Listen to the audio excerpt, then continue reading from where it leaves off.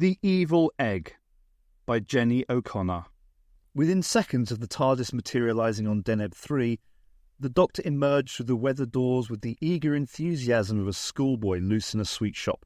He feasted his gaze on the lush, unspoiled landscape of rolling grassland that undulated away to his left and ended abruptly at a cliff. The pounding waves of an azure sea crashed against the rocks below.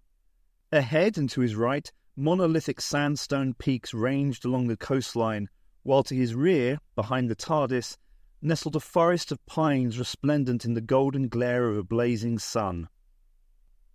The Doctor was already 100 paces away from the TARDIS, calling for K9 to follow, before the somewhat less enthusiastic robot computer appeared in view, his sensors analysing the alien environment. "What about Mistress?" he queried, reluctant to leave Sharon sleeping alone in the time-space machine, yet not wanting his master to fall into goodness only knows what trouble. "Oh, come now, K9," responded the Doctor. "We'll be back before she misses us. Stop dragging your rollers." With that, the Doctor marched on up the gradient towards the sandstone peaks with the robot dog hot on his heels.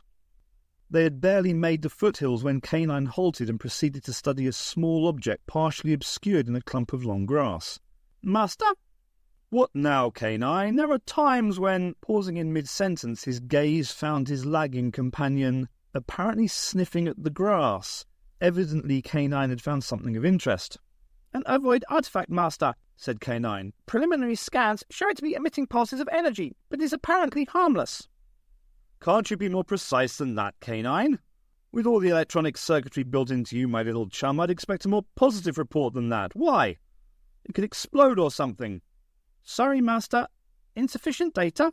"Never mind, K9. Let me see." The Doctor knelt down, fingers gingerly running over the egg-shaped object, metallic in nature and perfectly smooth. His hand closed around it. The egg began to vibrate and grow hot to his touch, and then a pulsating glow encompassed the Doctor and he vanished, leaving a perplexed K9 standing alone, his sensor probing the air. The Doctor's universe reeled. He seemed to fall. Suddenly he felt firm ground beneath his feet, and behind him, a voice. "An interesting specimen, my brothers."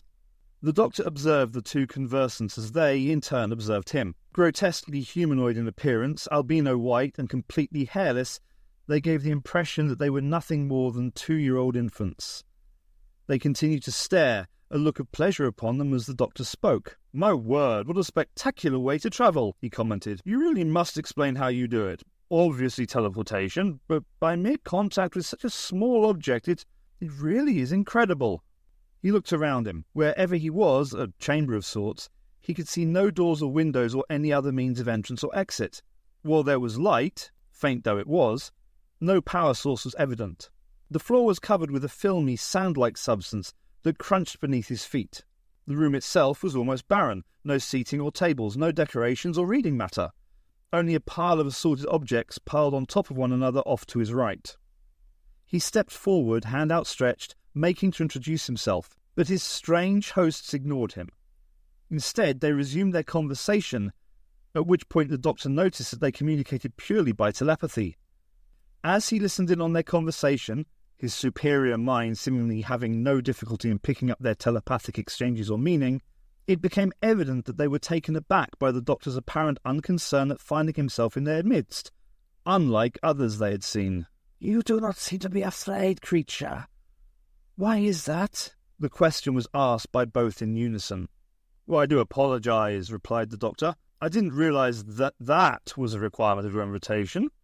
Anyway, I never was too good at that sort of thing, so I don't think I'll bother if you don't mind." The discussions between the two began anew, both showing signs of agitation as they attempted to understand the Doctor's apparent unconcern. "Do you think we can?" queried one. "He may prove harmful to us. He's not the one we established contact with." "No, but it has been a long time." As they conversed, ignoring his movements, the Doctor was able to give the objects off to his right closer scrutiny. He silently wished that he hadn't, as the hairs on his neck bristled at the realization that they were the tattered remains of humanoid clothing and discarded personal possessions. It now became perfectly clear that he had not been abducted as a specimen for study, but as the main course on his captor's luncheon menu, one they now had serious doubts about consuming. Pressing his advantage, the Doctor rounded on the duo in mock belligerence, an emotion utterly alien to them and one they had not before encountered.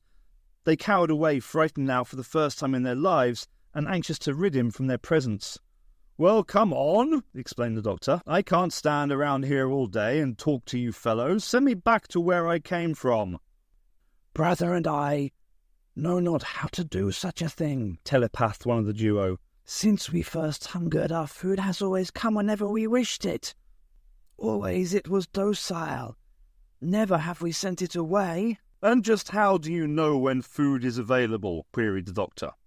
"We just know. We think of feeding and it arrives." The Doctor considered this information. "Well then, I suggest you chaps just think of sending me back," he commanded. "We have tried that already without success, as you can see," came the reply.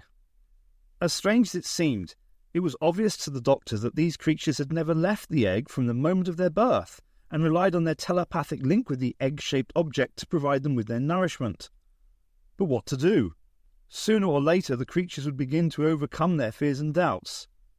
How far he had been teleported he could only guess, but it seemed a safe assumption that he was inside one of the sandstone peaks if he was to believe the evidence of the sandy floor of the chamber.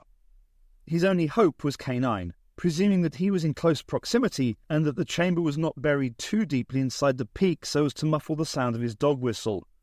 The Doctor blew and crossed his fingers. Minutes passed without incident, and the Doctor began to feel his last hope fading. Then the chamber moved. Not a movement caused by violent mountainous upheaval, rather a rolling motion that sent the Doctor careering into the piles of littered clothing and to be engulfed moments later by sand slithering down towards him. The floor took the place of a wall, and a wall became a floor. The two creatures, remaining seated, glided with the movement as though they had experienced the sensation before. And then the wall of the chamber disintegrated, shattered by a piercing beam of radiant energy that left in its wake a hole approximately waist-high and almost fried the three occupants of the chamber to a crisp. The Doctor made for the opening, to find himself struggling through a thick jungle of giant grass before emerging into what seemed at first to be a clearing. He looked around, then up, to see looming high above him a giant K9? "Master?" To K9 his query was merely a whisper. To the Doctor it was a sonic boom. He covered his ears as he sank to his knees, fighting against the waves of unconsciousness that threatened to overwhelm him. Silence, then dizziness, conflicting feelings of falling down into a pit and rising high into the sky at the same time. His eyes opened. K9 stood at his feet. "Oh, what happened?" he groaned. "If my senses did not mislead me, Master, once I aimed a pinpoint beam of laser energy at the metal egg object upon ascertaining that you were inside it, you suddenly appeared no more than a few millimeters in height, and grew." "You mean I was inside the egg?" I thought. "Yes, Master." "Never mind, K9, never mind."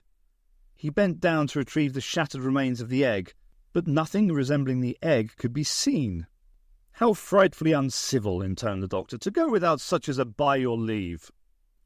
What they were, how they managed to survive in such an environment, and how it was possible for their victims to be reduced in size when teleported inside the egg, were questions the Doctor would puzzle over for some time. For now, however, he was happy to return to the TARDIS in one piece.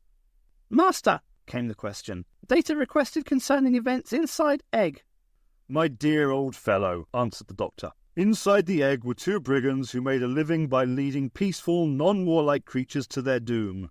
"But, Master," protested the dog, "it is understood how a computer's mind process could be mistaken for complete docility, but in your case, Master—" "Quite right, old chum," came the agreement. "But you didn't touch the egg. I did. It seemed our double act quite surprised them." Entering the TARDIS, the Doctor turned to his central control mechanism. "You know, K9, an experience like that is enough to put one off omelettes for life," mused the Doctor as he threw the dematerialization lever. The TARDIS hummed, shimmered, and disappeared back into limbo, carrying the Doctor and his companion off to who knows where.